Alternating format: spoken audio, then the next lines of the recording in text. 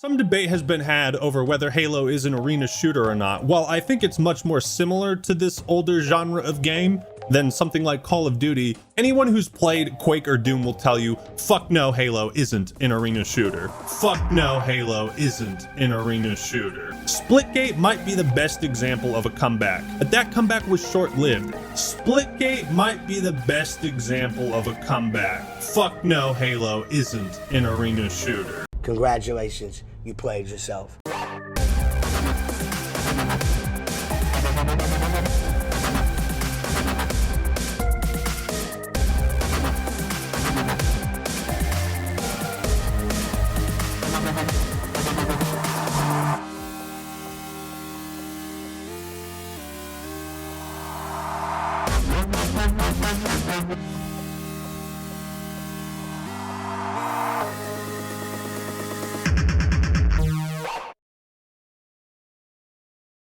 Alright, what's up y'all? Hope we're having a great day today, and yes, I am back to regularly making videos. Somewhat.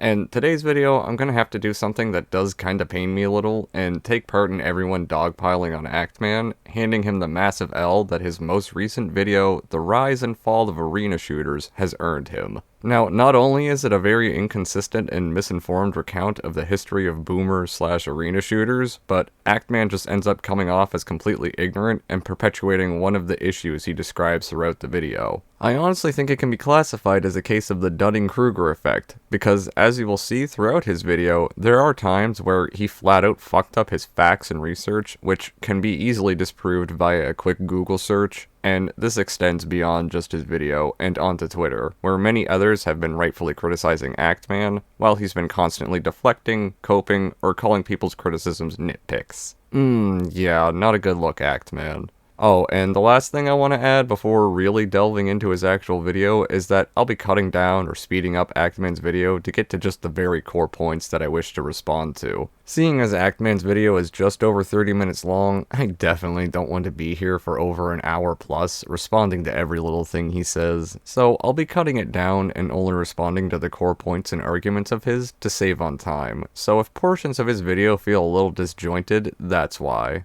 But with all of that said and out of the way, why don't we just dive right into this mess, shall we? Wolfenstein 3D is credited as being the first FPS title anybody really cared about. The first Avatar, if you will. But id Software didn't invent the concept. If you think about it, first-person shooters were merely an evolution of arcade and space shooters. Just a change in perspective. And battle royales are merely the evolution of arena shooters, and now extraction BRs are the hot thing. I don't have much to comment on about this now, however, I do want everyone to remember what he said here, because it will become somewhat relevant to some points later on. About a week ago, I told a buddy of mine I was working on a video about the rise and fall of arena shooters, and he looked at me and he was like, I don't even know what those are. And I guess that's the point. That's how far out of relevance they've fallen. So, one of your first big examples of this genre falling out of relevancy is pointing to your friend offhandedly showing his own ignorance on the matter? I mean, what a great way to start off this video, man. A completely anecdotal example that only corroborates both his and your ignorance on the topic. It's really baffling to me as well that they wouldn't know what an arena shooter even is. Like, honestly, that's all on them and not the genre quote-unquote dying. Some of the most revered games of all time are arena shooters. But lately it seems nobody really cares. At least not about their multiplayer. Single player, yeah, Doom Eternal's kicked ass. A lot of really revered games were and still are arena shooters, and that even goes for some of the examples you use. But your definition of arena shooters and what you consider a success becomes very muddled as we get further into this video. We saw just now that he credited Doom's single player as being successful while saying people don't care much for their multiplayer anymore, and I want you all to remember that as well for consistency's sake. Why does an 11-year-old game like CSGO continue to dominate Steam charts while a game fresh off the press like Quake Champions can barely scratch 4 digits? Quake Champions, a nearly 6-year-old game, is what you consider, quote, fresh off the press, and these are the best examples you can provide for your argument. I mean, given how loose your definition of an arena shooter is, and whether or not you want to count multiplayer despite that being the backbone of your entire argument, I'm gonna have to call this out as you just cherry-picking specific examples to try and prove your point here. You might have played Doom 2016's multiplayer and thought, well, That felt antiquated. I feel like a 40-year-old man still clinging to his childhood playing this. Okay, at this point, it feels like you're just trying to downplay any modern arena shooters just to help push your own narrative. Like, I'm sorry, Actman, but this is some incredibly petty and disingenuous shit. Liking that game's multiplayer was also entirely subjective, and from what I can tell, most people actually liked it at the time. But to top it all off, I really have to ask, what the fuck was antiquated by Doom 2016 multiplayer? Other than a joke about being old, you never really explained that point. Though developers have tried to revitalize the arena shooter genre, it seems none have really been successful. And since Lawbreakers, it appears no one has dared try. But why? Again, given how loosely you play with the definition of arena and boomer shooters, and the fact that there's already existing discourse surrounding the definition of arena shooters, I'm gonna have to call you out here, because you earlier credited games like Doom 2016 and Eternal for the renowned success in the genre, and regardless of if you liked their multiplayers, Actman, they weren't complete failures there either, and like I said earlier, most people liked Doom 2016, from what I can tell. But to say that no one else has tried since Lawbreakers is not only retarded, but it also just goes to show me how you're both completely ignoring the indie scene and cherry-picking examples to fit your narrative. Actman, come on man, you're way better than this. So, in the early 90s, the entire FPS genre was pretty new, and it was separated into two categories. There was Doom and Doom clones, and you had to pick between one of those. Fun fact, at one point the term first-person shooter was less commonly used on internet forums than the term Doom clone. Yeah, and you actually said it yourself on why that is, because the genre was still in its early days of inception and innovation. The first-person shooter genre was still being figured out at the time. That's why anything inspired by or that tried copying Doom's style of gameplay at the time was labeled as a clone, because of its overwhelming success and effects on defining the genre. The same kind of thing happens nowadays. I mean, just look at Battle Royales and how often we joke about them being a Fortnite clone or knockoff. Which, sure, is also a bit of a joke, but it's especially ironic considering it wasn't even the first Battle Royale. It's just due to its overwhelming success and the effects it had on its own genre that we joke about Fortnite clones, even though the Battle Royale genre is well established and defined now, so this isn't some old forgotten concept. Doom also started the trend of network multiplayer and LAN parties. Though primitive in only allowing up to 4 players, a year later Doom launched its official online multiplayer component. Not to mention it offered co-op too. Sure, many of the titles I discuss are more renowned for their single player, but what gave these games staying power was the multiplayer. Yeah, and I don't entirely disagree that the multiplayer gave them more staying power, but it was also an afterthought. I mean, Doom had massive success and recognition already due to its single player. This is also another instance where everyone should make a mental note of what he said here for later, because he really likes to flip-flop and cherry-pick when single-player and multiplayer matters for certain games, when it's convenient for his own narrative. Couple months after Doom 2, one company managed to earn a piece of the FPS pie. Sup fellas, my name's Bungie, and I feel like running a marathon.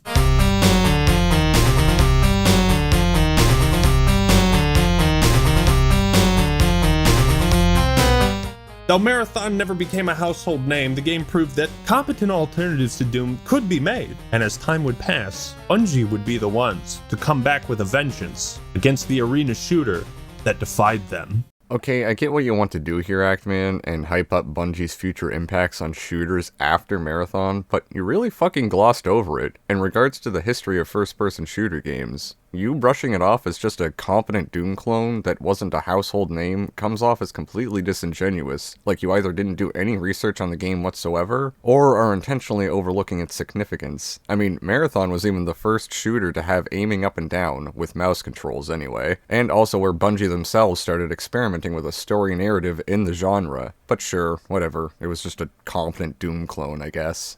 And then in 1995, George Lucas was sitting there like, you know, before I ruin the next trilogy of Star Wars films, I want to usher in the golden age of Star Wars video games.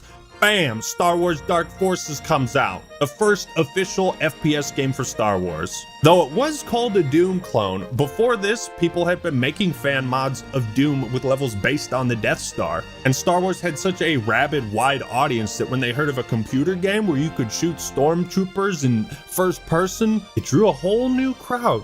to arena shooters. But one of the most important changes Dark Forces introduced was this radical new concept to FPS. Looking up and down. We all start somewhere, right? I don't think... Did you do any research at all? So FPS was starting to evolve, but Dark Forces had no multiplayer, so it didn't directly threaten the other online arena shooters. It wasn't until 1996 that a new king of FPS emerged. The Throne of Doom had its first true threat.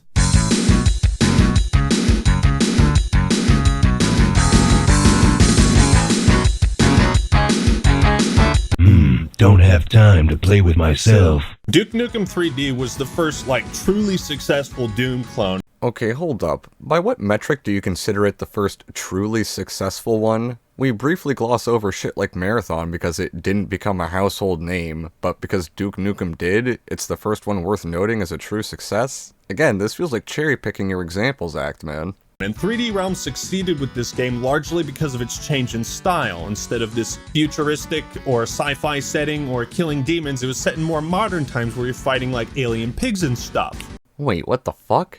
Modern times fighting alien pigs and stuff. That's why they succeeded?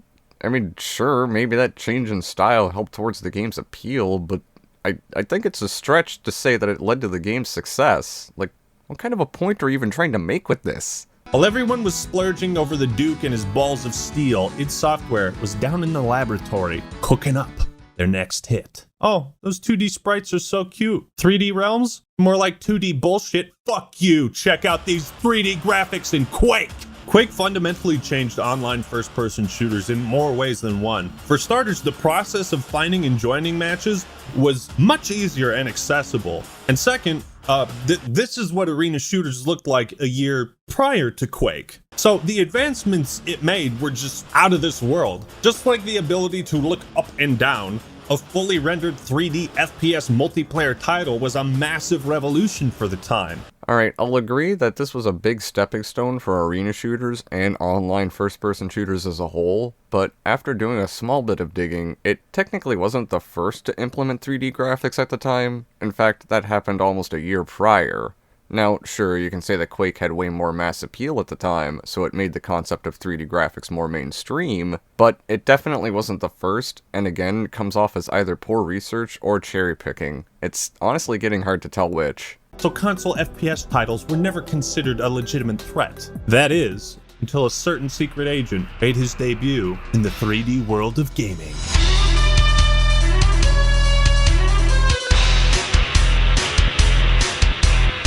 Are we really going to try and play up GoldenEye like it was an actual threat to arena shooters? I'm not trying to downplay its success as a game at all, but that's all it really was, just a successful shooter on consoles. It didn't really hurt the arena shooter market whatsoever. So now I'm curious as to why he thinks this. But this entire stigma that FPS titles couldn't work on console changed with GoldenEye because Rareware actually stopped for a second and said, hey, does the player need to go fast? Turns out no. In fact, who would have thought slowing down movement and forcing players to make methodical decisions in combat could even be more interesting? You know, there might be something to that style of gameplay.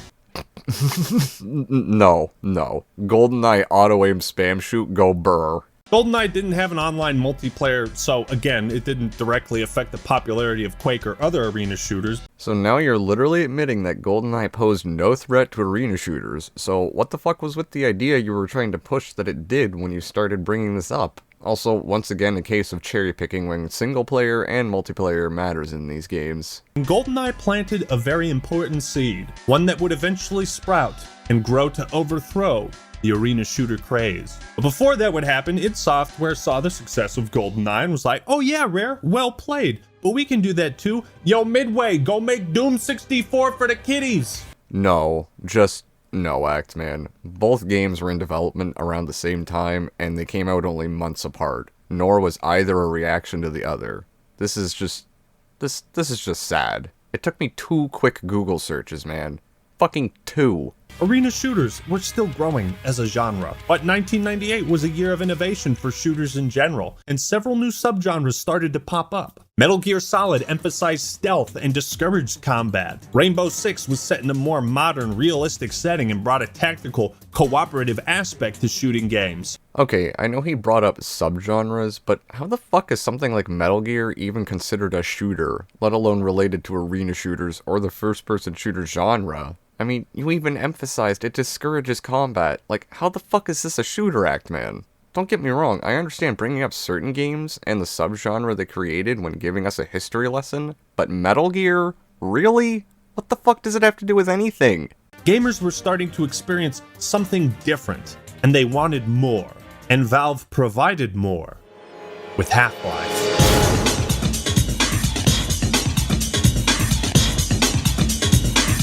Now, prior to Half-Life, arena shooters had competent, fun single players. Half-Life evolved in a way that few arena shooters ever would after this point. Many developers underestimated the importance of world building, storytelling, atmosphere, and cutscenes. Okay, sure. I'll meet you in the middle sort of here, Actman, and say that Half-Life definitely helped popularize those features in first-person shooter more, but I think you're underselling what games prior to Half-Life had accomplished. Stuff like world building, storytelling, and atmosphere have all been present in other previous arena shooters, some more than others. But barring cutscenes at the time, a game like Marathon checks the other three boxes of world building, atmosphere, and has a surprising amount of storytelling for its time. And you completely glossed over all of it. Half-Life managed to evolve the single-player side of FPS while also putting its own spin on the arena shooter format. As far as I can tell, it did nothing different from the existing arena shooter multiplayer formats, so... Huh? If games like Quake and Unreal had emphasized their single player the way Doom did, maybe they'd still be relevant today. That's what I'm saying. But what gave these games staying power was the multiplayer. Ooh, yeah. Yet again, another case of you flipping between when single player or multiplayer is what matters here, Actman. But a hero shooter wasn't the only new kid on the block the likes of Quake and Doom had to compete with, because just 2 short months after Team Fortress Classic's release, another mod would take the world of FPS by storm, and it wouldn't let go for another 23 years. With Rainbow Six, tactical shooters were established, but Counter-Strike took the best aspects of Rainbow Six and Half-Life and threw them in a blender. Its popularity was so unprecedented, Counter-Strike was actually surpassing the games it was emulating. Especially impressive since there was no single player to speak of, just pure, raw, multiplayer FPS goodness. Oh, no single player, you say? And it's held its footing in the market for over 20 years? Then why the fuck did you think Quake and Unreal need a single player to be more successful? I'm not disagreeing with him that a good single player will help hold people's attention, but I honestly just want him to make up his mind and proofread a script when contradicting himself left and right like this. Arena shooters still held their ground, but the earth began to crumble, and in 2001, the fall of arena shooters was firmly set in motion, and it couldn't be stopped.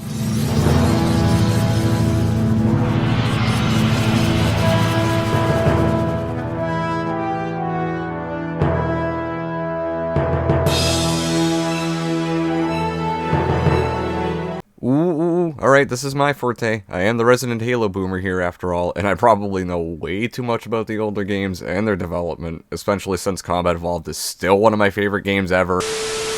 Alright, okay, I get it. I'ma calm down and get back to the point.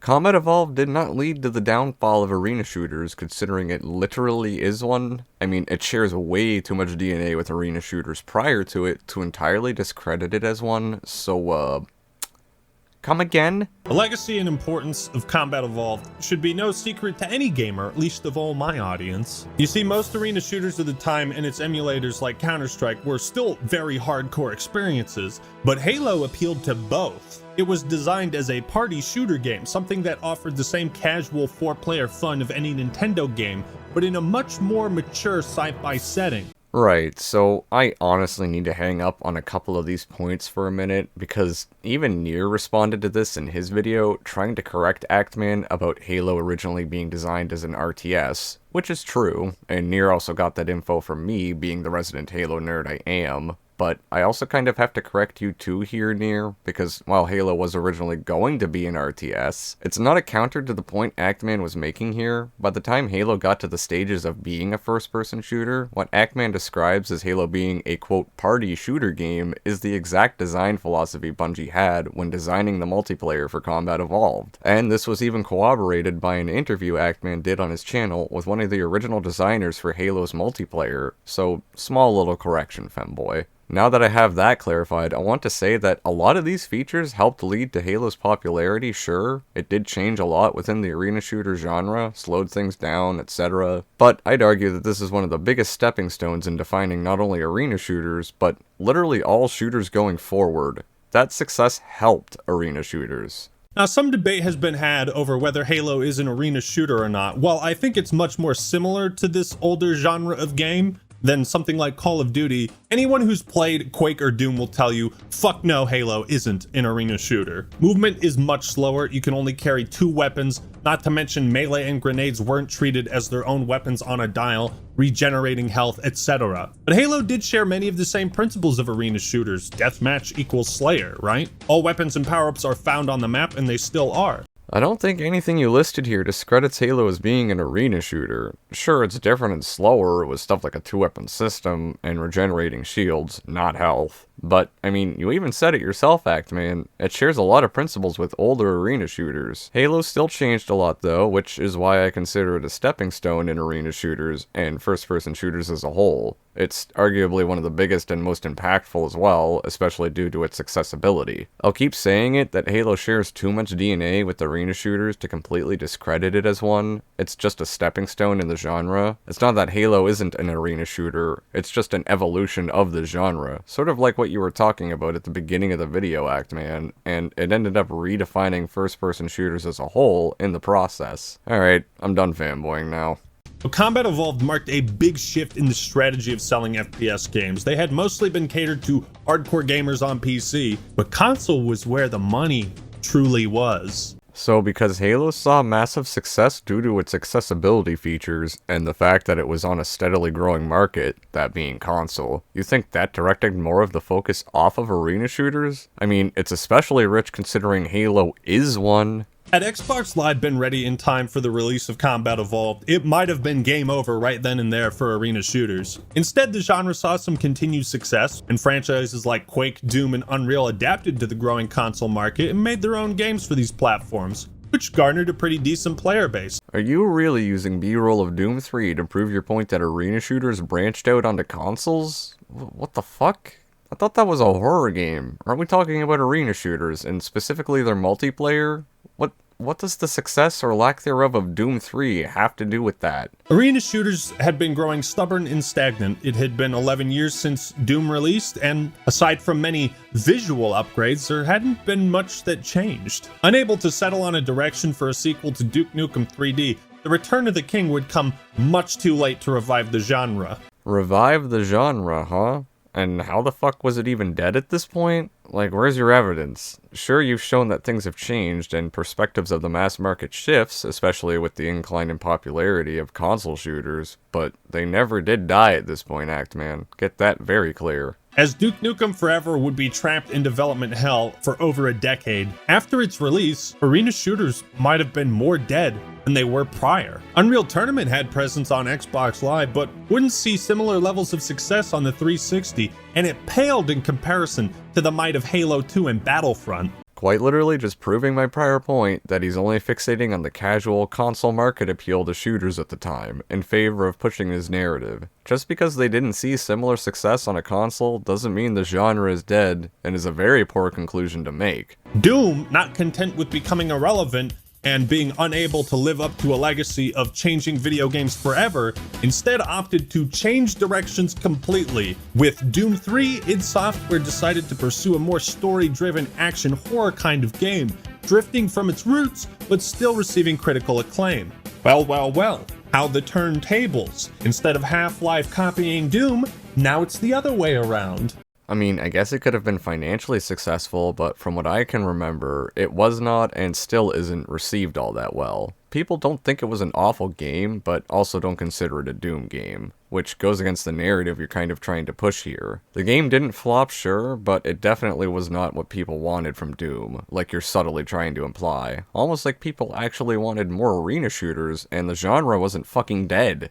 The release of COD 4 and Halo 3 pretty much sealed the fate of arena shooters and denied their future relevance in gaming. If you weren't willing to adapt, you weren't going to succeed. They had slower movement, regenerating health, a 2-weapon inventory. These things were antithetical to the core of arena shooters. And as developers and players started to favor the trends set by Halo 3 and COD 4, the trends set by Quake, Unreal, and Doom were quickly being forgotten. Modern military and World War II shooters had firmly taken over. After this generation of consoles, new arena shooters were few and far between, and those that did release, well, I can't really think of any on the Xbox 360. I guess that's the point, huh? Okay, again, Halo is an arena shooter. I mean, it definitely took its own spin on the genre and made it more casual, but to deny its outright relation to the genre, especially given its popularity, this is a retarded point to make. Secondly, I know for a fact you can definitely find a few AAA arena shooters on the 360, not to mention that this is proving my point further that you are only fixated on the AAA console side of the market at this point to help push this narrative that the entire genre died off. FPS titles were now more about personal accomplishment, easily shared user-generated content, progression systems, social features, all things that most arena shooters failed to adapt to. Are you fucking serious? Games like Doom had user-generated content for years, especially via mods. And sure, these features could be made more accessible, and in fact, a lot of them were over time, especially progression and customization, so this feels like a null point to make in all honesty. Halo had vehicles, Call of Duty had trash talk in lobbies, it had zombies, Battlefield had squads, Counter-Strike had teamwork and coordination, and arena shooters were still just zipping and zooming around without a care in the world. You guys want to go fast again? Are we still popular? I hope so. Man, don't you just love how disingenuously he's trying to downplay the entire genre? You just love to see it. These features did not depopularize arena shooters. Like, do vehicles in Halo really take away from it being an arena shooter? Or is it just an evolution of them? Not to mention, trash talk existed in video games long before Call of Duty lobbies. And how or why is that even relevant? Also,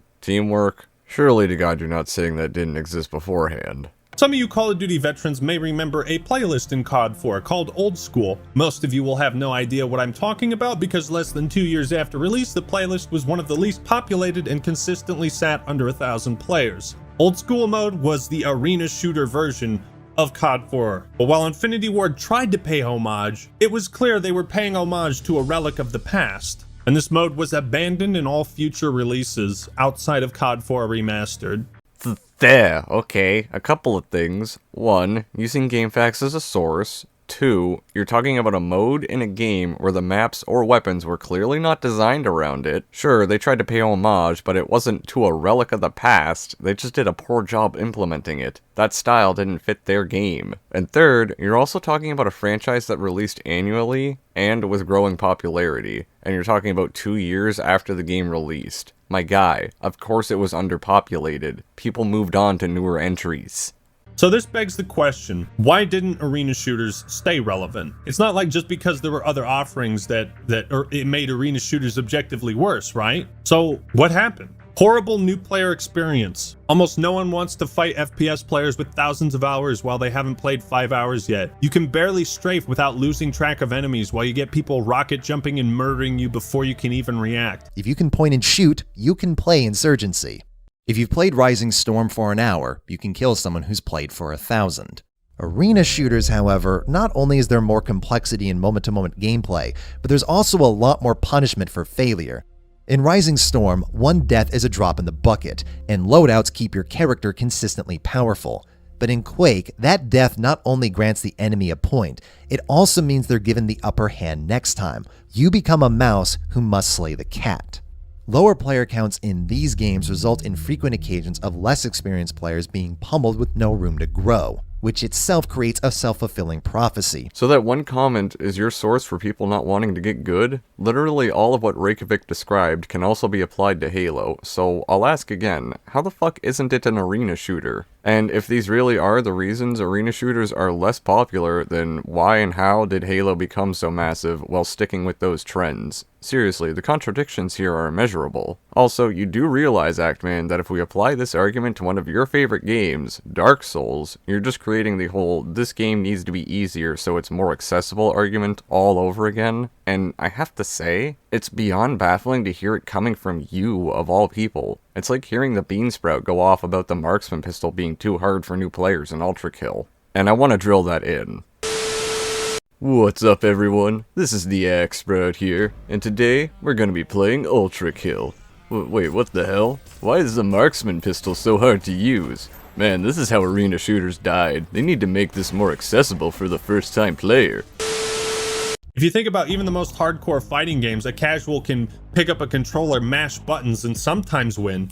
I mean, against a fucking bot, sure, anyone can do well in a fighting game or arena shooter, but this also begs the question, what's stopping a new player from picking up the controller and learning if that's the case? Wow, what a concept. The skill gap in arena shooters is just too polarizing for casual players to enjoy without becoming a hardcore player themselves. There's also far too many different subgenres of shooter to compete with nowadays that what worked in the 90s is looked at as antiquated. There's a stigma around it. And what exactly has been antiquated here? I mean, can you give us an example at all, or no? Okay. Also, uploading disingenuous videos like this really doesn't help perpetuate this alleged stigma. I mean, you're creating this mentality that the genre has completely died off and perpetuating it onto others with this video. It's made especially rich when you admit that you're intentionally ignoring the indie scene and saying how they've fallen out of mainstream relevance, just to help push this narrative. Actman, just because it isn't big on the Xbox or the AAA scene doesn't mean it's dead or irrelevant. Get that very clear. Well, id Software and Valve sat in similar positions after the success of Doom 3 and Half-Life 2. They had too much dignity to milk their franchises and create anything less than a stellar, revolutionary new entry. And so both franchises went dormant for years. I mean, I guess. However, id still did come back to revitalize the genre. Are we just gonna gloss over how Doom 2016 was in development for like 8 years? Sure, they still went dormant, but does that really scream relevant to you? Or like the devs were discouraged from making arena shooters? Epic Games was developing a new arena shooter back in 2014, but completely switched focus to work on this upcoming third-person shooter. How long would Epic Games have been in business if they hadn't abandoned Unreal Tournament for Fortnite?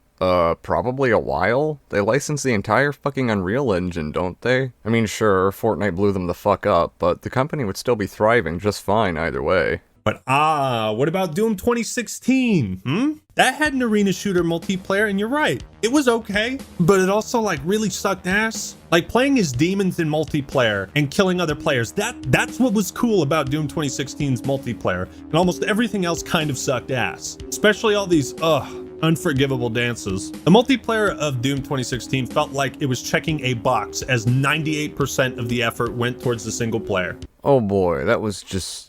Jesus Christ, you really love downplaying shit when it fits your narrative, huh? Liking Doom 2016's multiplayer is inherently subjective. Liking the demons in its multiplayer is also subjective, which is also very ironic considering you compared those demon power-ups to Halo 4's ordnance drops, which you also hated. Come to think of it, you compared a lot of Doom 2016's multiplayer to Halo 4's. So then, why the fuck isn't Halo an arena shooter, dude? Like, what? Oh, and none of this proves your narrative that arena shooters are completely dead, by the way. So if Doom couldn't revitalize the arena shooter genre, who could?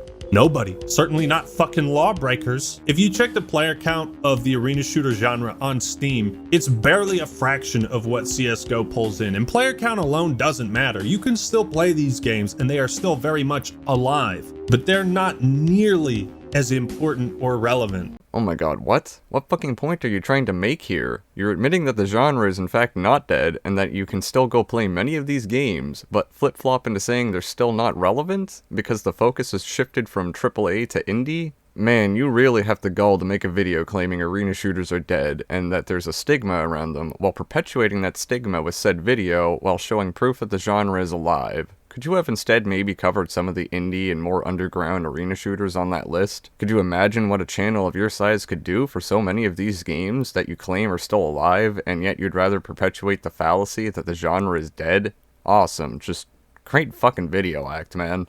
Splitgate might be the best example of a comeback, but that comeback was short-lived and its player base has evaporated since. Though the studio is working on a sequel, the reason Splitgate even saw this level of success as a pure arena shooter was due to its incredible portal gimmick, and movement and aiming was much more accessible to newcomers. This was adapting to trends. Adapting to trends? What? Literally everyone I know referred to Splitgate as just Halo with portals, which is even richer because it further proves that you have a double standard with Halo being an arena shooter. And you said it yourself, the portals are just a gimmick. So how exactly is that adapting to trends or being more accessible to new players? I can see the gimmick adding uniqueness to the game, making it stand out more, but none of this is fully adding up to me. Like, Halo plus portals equals good comeback, I guess. It seems the best way of bringing back arena shooters was through fun, easy to understand movement tech like grappling hooks. And what do you know? This feature has been universally praised and beloved in Doom Eternal, Halo Infinite, and Titanfall 2. What exactly about grappling hooks are any easier or more accessible to new players than a mechanic like bunny hopping, which you claimed was polarizing to new players, even though most forms of first-person shooters, barring a couple games here and there, have a form of bunny hopping?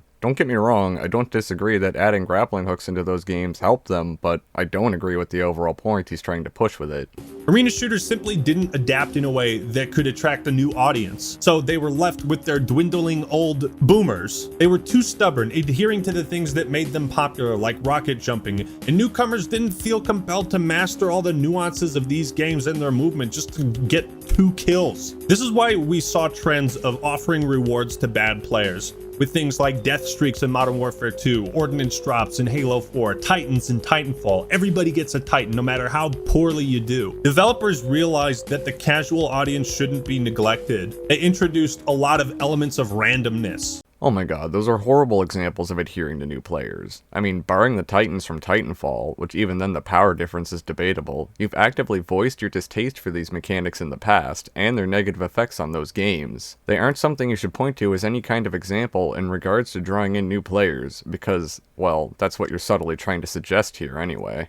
So what happened to arena shooters? Gatekeeping happened. Quakers want you to follow jank written guides on how to perform basic movement because things like bunny hopping and rocket jumping aren't explained in the games, and never had intuitive control systems implemented that made those actions easier. Shooting at a blur darting across a CRT monitor with a ball mouse while compensating for 200 millisecond lag isn't very engaging for hours either. And by the time technology caught up with the genre, tastes in multiplayer had long changed. In short, the movement of games like Quake are what made arena shooters great, but it's also what made it impossible to grow because it was inaccessible to newcomers.